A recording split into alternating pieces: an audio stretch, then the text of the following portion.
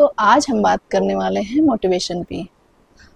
Motivation पे इसलिए क्योंकि जब मैं इलाज कराने जाती हूँ तो मेरे जैसे जितने भी कैंसर पेशेंट हैं वहाँ पे, तो सब ये पूछते हैं ना, जो ज़्यादा जिनकी तबीयत ख़राब रहती है या फिर बार-बार हम मिलते हैं हर कीमो में, तो पूछते हैं कि आप इतनी मोटिवेटेड कैसे रहती हैं या फिर आप ठीक कैसे रहती हैं?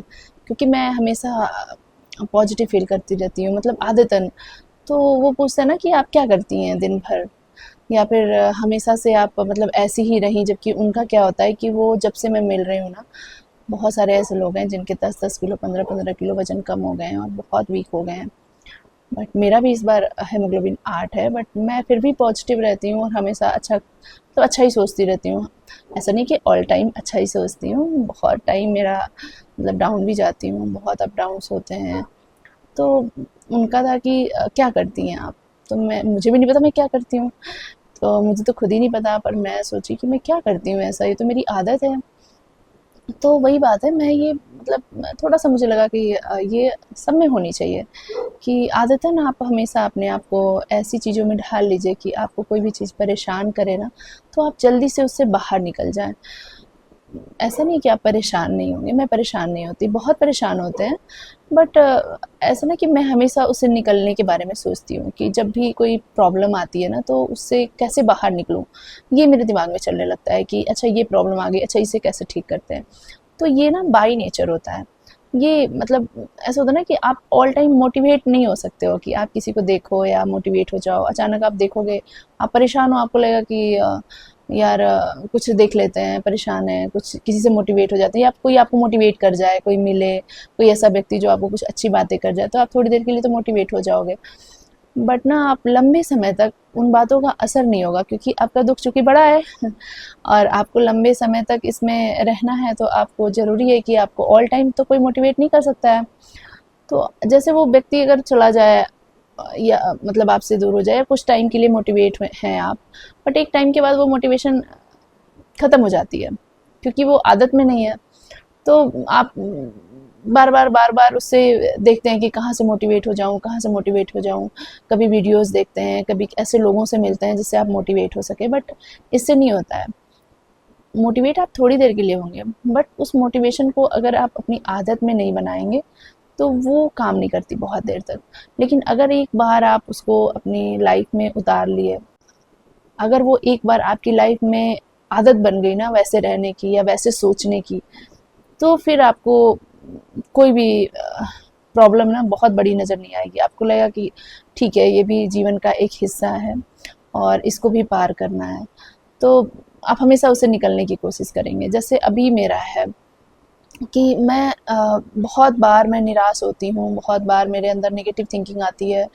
अभी मैं बताऊँ कि मैं अभी मुझे थोड़ा-सा इन्फेक्शन हो गया था इस कीमो में, और अभी कुछ ही दिन पहले मैं आईसीयू में 2 दिन रह के आई हूँ। तीसरे दिन मैं वापस आई और फिर भी मैं वैसे फिर से हो गई, फिर से अपने आप को मोटिवेट करने की कोशिश करती हूँ। मतलब ये कोई बाहर नहीं कर पाता मुझे। तो जब तक मेरी इच्छा नहीं होती, मुझे कोई मोटिवेट नहीं कर सकता है कि मतलब मतलब अच्छा फ़ील तो करा सकता है, बट जब तक मेरा मन ना करे, मैं कुछ भी नहीं कर सकती हूँ। तो मेरा जैसे अभी ये वीडियो बनाना भी मेरी इच्छा है कि चलो ठीक है, मैं अपने दिमाग को भटकाने के लिए बनाती हूँ, कुछ बातें कर लो, चलो दिमाग भटकेगा और उन नेगेटिव चीज़ों को सोचना बंद कर देगा। कुछ थोड़ा-सा तैयार होके बैठ जाओ जहाँ से दिमाग आपका थोड़ा-सा डाइवर्ट हो जाए कि आपकी नेगेटिव थिंकिंग थोड़ी देर के लिए आपसे दूर हो जाए। तो ये जब तक मेरी इच्छा नहीं होती है ना, ये नहीं कर कर पाती मैं। कोई मुझे अगर बार-बार कहे ना कि ये करो, वो करो, तो मैं और ज़्यादा इरिटेट हो जाती हूँ और जब तक मेरी इच्छा नहीं होती, तब तक मैं नहीं करती हूँ। तो ये सेल्फ मोटिवेशन बहुत ज़रूरी है और ये तभी आता है ना, जब आप बहुत लंबे समय तक आप में ये आदतन आ जाए।